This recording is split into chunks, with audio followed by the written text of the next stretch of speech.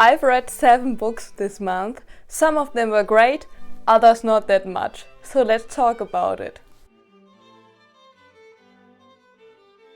The first book I read was Mittagsstunde by Dörte Hansen, which would probably be translated as noon. She's a German author and her books are what I would best describe as German cottagecore, specifically like the North Sea kind of part of Germany. I really loved this book. I don't really believe in giving stars because I think it's not a good way to actually see how great the book is. But on Goodreads, every time I track a book, I have to rate it, and I gave it 5 stars on Goodreads. There are several reasons for that. First of all, the writing style was superb. She really has a way of painting with her words, and you really feel like you're in the place that she's describing. He comes back to his village where he has to tend to his grandparents that raised him because they are getting old. His grandmother has dementia now and she barely remembers anything, and his grandfather, who was always pretty strict to him, is frail now. He can't wash himself and Ingwer has to do those things, and it's a struggle because the power dynamics are totally shifting. It shifts to the kid basically being the parent, and that's interesting to read, and how hard it is to wrestle with that, and how you can cope with your parents, or in his case it's the grandparents, losing more of their ability to think straight, to remember things. And it circles back to his mother, who bore him as an illegitimate child in the 1950s when it was frowned upon, obviously. And his mother is kind of treated like she was crazy because she was different. She didn't speak much. The only thing she did was sing, and she had a great voice and everybody loved to hear it. One day she was seduced basically by a stranger who just came for work, and then she bore the son, and her parents had to raise him. And that's kind of the struggle in this book, but it was beautifully written. Yeah, I really liked it, and I'm not sure if it has been translated into English or if it might be, but if you're capable of reading German, I can only recommend this book by Dörte Hansen.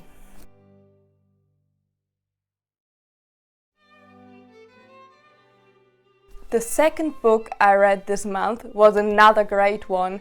It's The Secret of Shadowbrook. Although I'm not sure if it's exactly the same title in English, I might just take a look. The original is titled House of Glass. This book is set in 1914, so in the early 20th century, and it basically follows the life of a woman who was born with bones of glass and how she struggles, because until she was grown she wasn't allowed to leave the house because her bones would make everything dangerous to even step outside the house. So everything in the house was basically child-proofed. There's cushions on everything so she can't trip, but still she breaks her leg and is disfigured from now on. And then her mother, who is a suffragette, dies of a fever, and Clara, that's what the main protagonist is called, doesn't know what to do anymore. One day, because she can finally go outside, because once she's of age, her bones have gotten a bit stronger, although she still needs to be very careful, but she ventures out to the botanical garden in London, and she really likes what she sees. She loves all the flowers and the plants, and she begins talking to the man who tends to them, and after a few weeks he sends her away on a mission to build a beautiful botanical garden for a rich client who requested that someone come around and look after the plants. The premise of this book reminded me a little bit of Rebecca, because all of those premises do, because something is in the house. I would say it's a very feminist book. It has a very strong feminist message. While this book begins with painting a woman as a villain, it doesn't end that way. I think it's a remarkable read. It was also very beautifully written. I think this is best enjoyed in spring or summer because it paints pictures of all those beautiful flowers and the plants, and you basically feel like you're smelling the roses through the book because it's so vivid and clear. So This is another book I would really recommend.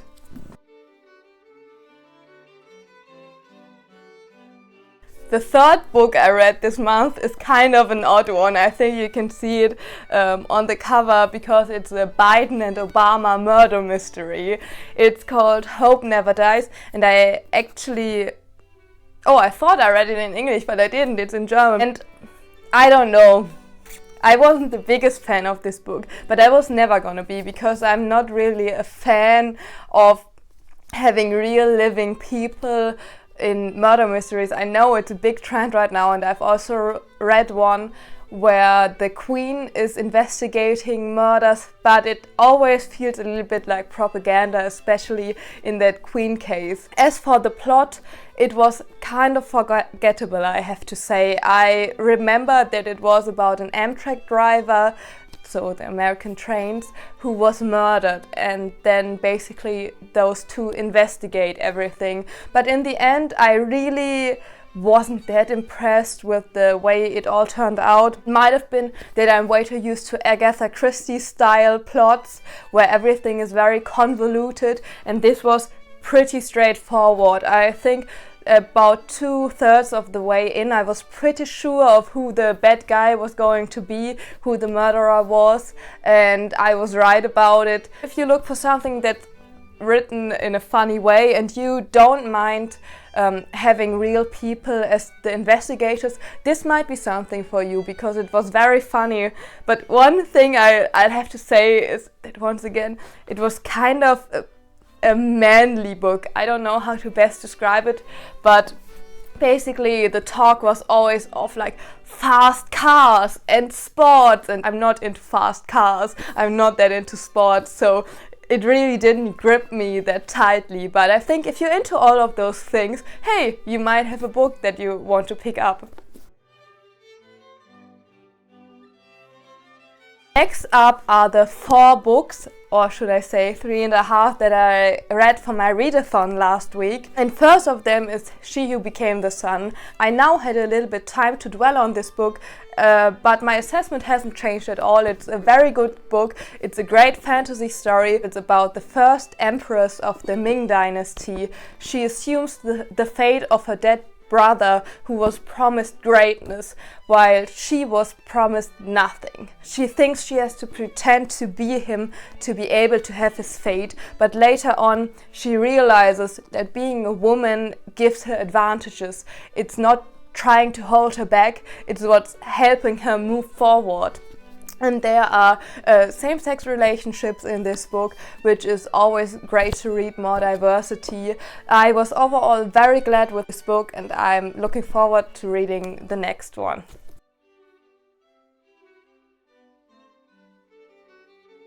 Next up is a book that really sucked. I said it before, and I have reviewed it on Goodreads with 1 star because you can't give 0.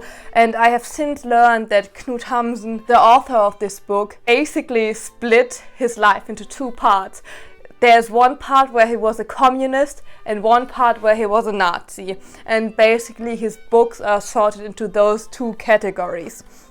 The good thing is that this was when he was still a communist, so at least he wasn't a Nazi while he wrote it. I have also since learned that this book was partly autobiographically inspired, and I have to say that made it even worse for me. The plot of the book is an aspiring writer, or actually someone who is writing for newspapers, and his work seems to be very good and it's getting published, but sometimes he can't write because he has writer's block. But as nice as this premise does sound, it just falls flat for me, because he's always complaining, and I can see that this is like an artistic way of describing it, and that he's just such a nice person that he gives away the money he has, but he also just isn't fiscally responsible at all. Whenever he gets money, he immediately spends it all. There were several instances where he nearly died from starvation, and I really wish he would have, because he was just whining, he was annoying, I did not relate to him at all. It just wasn't a read that I personally enjoyed. What I did enjoy though was The Houseboat Detectives. It follows 5 detectives who are all ex-convicts. They are trying to solve the mystery of 2 cooks who are competing to cater for a wedding, and then one of their associates dies. She's found dead in a refrigerator, and basically the houseboat detectives snoop around and try to make sense of it all. The detectives are lovable. There's also a lot of diversity too in this book, which I really enjoy, especially in murder mysteries, because sometimes you just get stereotypes and just a lot of cliches, and I really enjoyed this not being any of that. The last book I read in April was Lessons in Chemistry. That was the one that I couldn't finish in my readathon, but I finished it the next day, and this also was just an amazing read.